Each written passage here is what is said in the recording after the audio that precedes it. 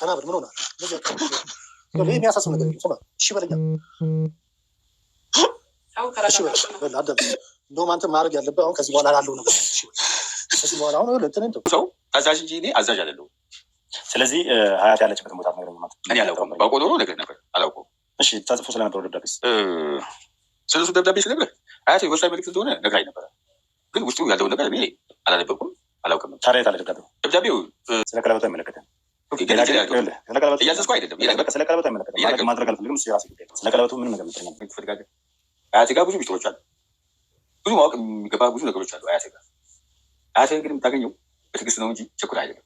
ነገር ካለ ወዲያው እንድታሳውቀኝ እፈልጋለሁ። በተለይ ደግሞ ስለ ወርቁ አዲስ ነገር ካለ ቶሎ እንድታሳውቀኝ እፈልጋለሁ። ችግር የለውም። ልበቀች ነገር አለ ታውቃለች። ስለዚህ ቀለበት ብቻ አላውቅም ለምን ለመደበቅ እየፈለገች እውነታው ላይ እንደደረስኩ እያወቀች ለምን እስኪ እስካሁን ድረስ ለመደበቅ እየሞከረች እንዳለች ምንም ሊገባኝ። አሰላሙ አለይኩም ወረህመቱላሂ ወበረካቱን። ውድና የተከበራችሁ ውድ ቤተሰቦቼ እንዴት ናችሁልኝ? እኔ ያለውኝ አልሐምዱሊላህ። እንደውም ክርስቲያን ወገኖቼ ሰላም ሰላም ብያለሁ። ባላችሁበት ሰላማችሁን ይብዛን፣ የሀገራችን ሰላም ያርግልን። እነሆ በአዲስ ነገር መጥቻለሁ። ለቤት አዲስ ከሆናችሁ ፕሊዝ ላይክ፣ ሼር፣ ሰብስክራይብ አድርጉ። ቪዲዮን ስጀምሩት በላይክ ጀምሩት። ውድ ቤተሰቦቼ ነባር የሆናችሁ ደግሞ በሼር አበረታቱኝ። ፕሊዝ ቻናል እየቀዘቀዘ ነው። እነሆ ዛሬ በአዲስ ነገር መጥቼላችኋለሁ። አዲሱ ነገር ደግሞ ሉል እንደምታውቁት ሰሞኑ በጣም ስቃይ ውስጥ እንዳለ ሁላችንም እናውቃለን። ስለዚህ ሉልን የሆነ ደብዳቤ እንደተላከለት ሁላችንም እናውቃለን። ደብዳቤው ምንድን ነው? ከየት ነው ያመጣው? እንዴት ነው የሆነው? ይሄ እያንዳንዳችን ሁላችንም የምናውቀው ነገር ነበር። ስለዚህ ውድ ቤተሰቦቼ እንደምናውቀው ውድ ቤተሰቦቼ ሉልን ከእናቱም ሆነ ከአባቱ ቤተሰቦችን በጣም ግጭት ውስጥ እንዳለ፣ ቴንሽን ውስጥ እንዳለ ሁላችንም እናውቃለን። አሁን የተሰማው መረጃ ሉልን ያው እንደምታውቁት ከትላንት ወዳ ባላቸው ነበር። ስለዚህ ሁሉ ነገር ትቶ እናቴ ትበልጥብኛለች፣ ያለውን ነገር ይቅርብኝ ብሎ ሰላም ፈጥሮ ወደ እናቱ ጋር ሄዶ ነበር። ዛሬ ደግሞ የተሰማው ዜና ባለፍ እንደምታውቁት ደብዳቤ አለ፣ የተጻፈ ደብዳቤ አለ። ያ ደብዳቤ ሊሰጥህ ብዙ ቦታ ተፈልገህ ነበር፣ ፈልገንህ ነበር፣ አፈላልገንህ ነበር። በዙሪያህን ያሉ ሰዎችን አንተን ለማግኘት ፈቃደኛ አይደሉም፣ እናገኘህ አይፈቅዱም፣ የለም ነው የሚሉን ሁሌ ብለውን ተናግሮ ነበረ። ደብዳቤው የት አለ ሲል በዛ ሰዓት ደብዳቤው አለ፣ አሁን ምን ያደርግልሃል ምናምን ብሎ ሸፋፍኖት ነበር። እንደምታውቁት በየጊዜ አዳዲስ ነገራቶችን ነው ተይዞ ነው የሚመጣው።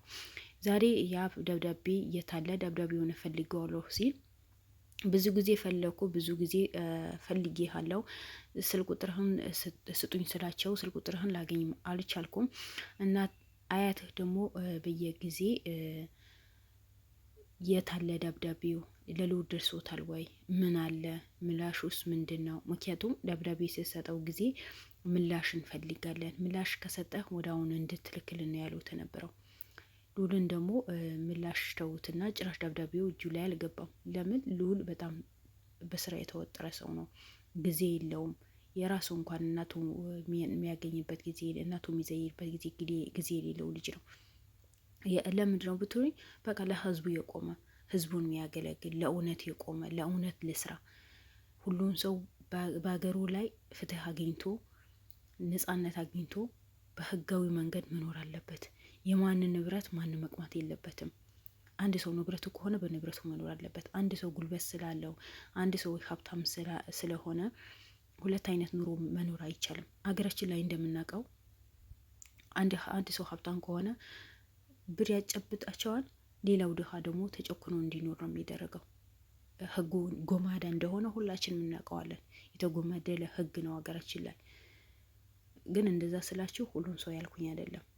በአብዛኛው 100% ወይ 90% ነው በድብቅ በጉቦ የሚሰራው። 10% ንጹህ ከሆነ ነው፣ የታወቀ ነው። አለ ግቦ ምንም ነገር መንቀሳቀስ አይቻልም። ፍትህ አገኛለሁ ብላችሁ ስትሄዱ ለሀብታም ነው የሚጨበጭብለት። ለምን? ሀብታም ብር ስለሚያሳቅፍ ማለት ነው። ሉል ደግሞ እንደዛ ነገር አይወድም። ሰው ነው፣ ሰው በመሆኑ ብቻ አክብሮ፣ ሰው ነው፣ ሰው በመሆኑ ብቻ መብቱ ይከበር ነው። እንደምታውቁ ልዑል ወይ ውሸት የሆነ ነገር ወይ ሌላ ነገር አምጥቶ አይደለም የሚለጥፈው። ከህግ አካላት ጋር የተንቀሳቀሰ ነው ስራ የሚሰራው።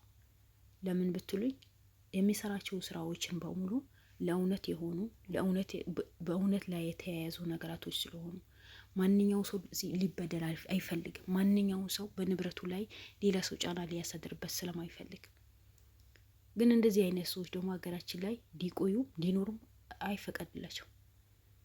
ስለዚህ ልዑል እንደምታውቁት ብዙ ጊዜ ሊያጠቁት ነው የሚፈልጉት። ብዙ ጊዜ አልተሳካላቸውም እንጂ ልዑልን ለመጣል ልዑልን ለማጥፋት ያልቆፈሩት ጉድጓድ የለም። ምን ሰራ እነሱ? ምን አደረጋቸው? ምንም። ለምን ለእውነት ትቆማለህ? ለምን እውነተኛ ነህ? ለምን ውሸት አውርተህ ለምን አትኖርም ነው። ይሄ ደግሞ አግባብ አይደለም። ይሄ አግባብ አይደለም። ማናችንም ሆነ አግባብ ባለው መንገድ መጓዝ አለብን። ስለዚህ ያ ደብዳቤ የታለ? ምን ላይ ደረሰ ሲባል ስትቆይብኝ ሳጣ በአንተ ዙሪያ ያሉ ሰዎች በሙሉ በምንም ተአምር አንተ ለማግኘት ስለማልችል መልሼ ለአያቴ ሰጠኋት። እንዴት ሰጠሃት? እሺ ከአያቴ ጋር አገናኘኝ። አይ አያቴ የታለ እንዳለች አላውቅም። ምን አይነት ዝብርርቅ ያሉ ሰዎች እንደሆነ አላውቅም። እኔ የሆነ ተልእኮ ያላቸውን የሚመስለኝ ይቅርታ አድርጎልኝና እነዚህ የልዑል ቤተሰቦች ነን ብሎ የመጡ ሰዎች ህዝቦች በሙሉ ተልእኮ ያላቸው ነው የሚመስለኝ። እናውቃለን የት እንዳለች እነግርሃለሁ። ደብዳቤ ነበረ ፈልግህ ነበር። እሺ ዛሬ ደብዳቤው የት አለ? ተልኳል። አያት የት ነው ያለችው? አላውቅም። ደብዳቤው የት አለ? ለእሷ ሰጠኋት። እንዴት አድርገህ ሰጠሃት? ደብዳቤ ያመጣልኝ ሰውዬው መጥቶ ሲጠይቀኝ ሰጠሁት። እሺ ከዛ ሰውዬው ጋር አገናኝ። አላውቀውም። እንዴት ነው የማታውቀው? አይ እነሱ ሲልኮት ብቻ ነው የሚመጣው። ኧረ የድሮ ባህል በአሁኑ ሰዓት እኮ ሁሉም ነገር አለ ሎኬሽን ሰው መንቀሳቀስ አይችልም። አለ ስልክ ሰው መንቀሳቀስ አይችልም። እንደ ድሮ ሰው እከሌ አገር ሂደህ እከሌ የሚባል ሰው ጠይቀህ በከሌ ሰፈር እንደዚህ አይነት ምልክት አለ ተብሎ አይደለም። በእኛ ዘመን ላይ ሁሉ ነገር ተሻሽለዋል። በዛው ልክ ሰው ክፉ ቢሆን፣ በዛ ልክ ሰው ዘረኛ ቢሆን፣ በዛ ልክ ደግሞ ጥሩ የሚሰሩ ሰዎች በዱንያ ላይ እንዳይኖሩ ቢደረግም በአሁን ሰዓት በጣም ተሻሽሏል። የቱም ቦታ ሂዱ፣ የትም በሎኬሽን ነው። የቱም ቦታ ሂዱ፣ የትም ስልክ አለ። በዛኛው ስልክ ነው የምትንቀሳቀሱት። እንደ ድሮ ሰው በምልክት የድሮ ሰዎች እኮ ጎበዝ ስለሆኑ ጭንቅላታቸው ክፍት ስለሆነ ቲቢ ስለሌለባቸው በዘር በሃይማኖት በጎሳ ስለማይባሉ ለእውነት ስለቆሙ ፈጣሪያቸው ከልባቸው ስለሚያከብሩት ከልባቸው ፈጣሪያቸው ስለሚፈሩ ሴቶችም ደግሞ ተከብረው ተዋደው ሲያገቡ እንኳን ለአባቷ ተጠይቆ ነው ሴት ልጅ ከቤቱን ትወጣው ነበረው። አሁንማ ሴት ልጅ ምን አገባችሁ እኔ ወድጄ እኔ በፈቀድኩት ነው ማገባው የምትልበት ዘመኑ በተቀያየረበት ዘመኑ የድሮ ሰዎች ደግ ሰዎች ነበሩ። ያው እናት አባቶቻችን እኮ ያየናቸው እኮ ነው። ጥሩ አሳቢ፣ በሰው ላይ ክፉ ማያስቡ፣ መጥፎ የሚምጣ ጥሩ የሚምጣ ተያይዘው የሚኖሩ ያም ይምጣ ያምጣ አፈል ብላለህ እንካ ምግብ ብላ ብሎ የሚያቀርቡ። ያሁንኛስ ጥሩ የሰራ ሰው ማጥፋት፣ ጥሩ የሰራ ሰው ለምን ሰራ ብለን በሱ ላይ ምቀኝነት መነሳት። ስለዚህ ሁሉ ነገር ተቀይረዋል። ጥሩ ጊዜ ቢመጣም ግን በጣም አስጠሊታም የሆነ ጊዜ ነው። ከጥቅሙ ጉዳቱ ነው የሚበልጠው። ሴት ወንድ የሆነችበት ዘመን ላይ ነው ያለ ነው። ወንድ ደግሞ ሴት የሆነበት ዘመን ላይ ነው ያለ ነው። ድሮ ደግሞ እንደዛ የሚባል ነገር አልነበረም። ሁሉ ነገር ሀያ ያለው ክብር አለው። ስለዚህ አሁን ይሄ በሆኑ ያወራሁት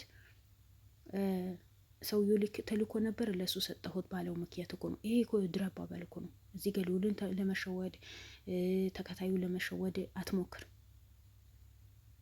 መሞከር የለብህም። ደግሞ ስለ ቀለበቱ መክርህ ነገር የሚጠቅምህ ነገር ቀለበቱ እኮ ፈጣሪ አይደለም። እባክህ ወንድሜ አንተም እጅ ላይ ተሰርቶ እጅ ላይ የተወተፈውን አውጥተህ እዛ እሳት ላይ አቃጥረው ወይ ውሃ ውስጥ ወርውረው። የሚጠብቅህ ፈጣሪ ነው እንጂ ቀለበት አይደለም። ሁሌ ልዑልን ባገኘኸው ቁጥር ቀለበት ቀለበት ቀለበት ቀለበት አትበለው። እሱ ፈጣሪውን አንድ የፈጥረው ፈጣሪውን ይዞ ነው የሚጓዘው እንጂ እንደ ሰው ቢሆን እንደኛ ቢሆን ድሮ ፓራላይዝ ያደረጉት ጊዜ ነው የሞተው ነበረው። በመርፌ እጁ የተወጋ ጊዜ፣ ከከብቶች ፐረት የከብቶች ያሰሩት ጊዜ፣ የከብቶች ፐረት አቤት ስሙን ጠፋብኝ። ስለዚህ በዛ ሰዓት ነበር ግን የሰው ልጅ ፈጣሪ ነው የሚጠብቀው።